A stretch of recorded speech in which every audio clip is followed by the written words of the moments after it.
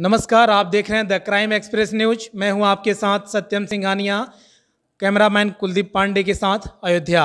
आज हम लोग जो बात करने जा रहे हैं अयोध्या के महामहिम महंत श्री देवेंद्र प्रसाद आचार्य जी, उनसे हम लोग बात करेंगे शिक्षा के बारे में कि यहाँ पे कुछ लोगों से बात करने से पता चला कि संस्कृत विद्यालय भी है जहाँ पे निःशुल्क पढ़ाई होता है और देश के राष्ट्र को ये सारी चीज़ें उन तक पहुँचना चाहिए कि यहाँ पे पढ़ाई भी निःशुल्क होता है। तो महाराज जी, यहाँ पे पता चला है कि यहाँ पे जो बच्चे पढ़ते हैं संस्कृत विद्यालय में उनकी शिक्षा निःशुल्क है। तो क्या ये बात सच है? और हम ये भी जानना चाहेंगे, ये देश आपसे जानना चाहता है कि विद्यालय की क्या स्थिति है, उसमें शिक्षक किस तरीके के हैं, कैसे पढ़ाई होती है। अयोध्या जी धार्मिक नगरी तो है ही, शिक्षा के क्षेत्र में भी इसका अग्रगण्य स्थान है। जैसा कि भगवान श्री राम ने बचपन में ही शिक्षा ग्रहण करने के लिए गुरुकुल में गए थे। गुरु गृह गए पठन रघुराई, अल्पकाल विद्या सब आई।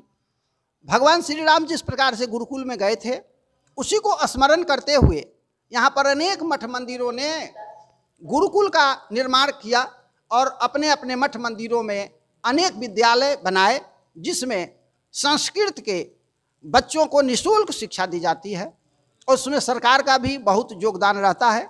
सरकार उन शिक्षकों को वेतन की व्यवस्था करती है और बहुत से निःशुल्क विद्यालय भी हैं जहाँ पर भी ये सरकार के द्वारा न भी वेतन मिलता है तो स्थान के द्वारा उसका संचालन होता है और पढ़ाई बहुत अच्छी होती है। इसलिए जिनको भी संस्कृत की शिक्षा ग्रहण करना हो वे लोग अयोध्या जी आवें और आकर के वे लोग पढ़ें। अनेक विद्यालय है, यहाँ पर कोई कमी नहीं है, रहने की, भोजन की, वस्त्र की सब व्यवस्था स्थानों के द्वारा होता है।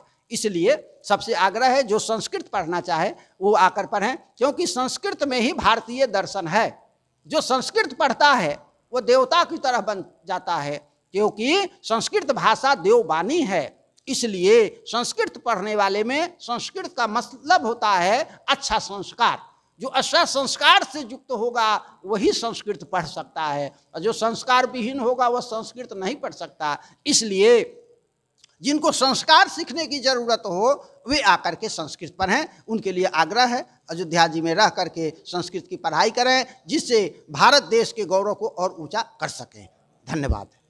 देखिए, आपने देखा कि संस्कृत को कैसे लेकर अपने राष्ट्र के प्रति महाराज जी समर्पित हैं और उन्होंने भी बताया कि अगर आप संस्कार चाहते हैं तो संस्कृत की पढ़ाई ज़रूर कीजिए, चाहे आप जहां से कीजिए। अगर आप यहां आकर पढ़ना चाहते हैं तो सारी चीज़ें निःशुल्क है। देश के बच्चों को इन्होंने एक दिशा दिया, एक बहुत ही अच्छे तरीके से बात की है महाराज जी ने और उसके लिए महाराज जी को भी बहुत बहुत धन्यवाद।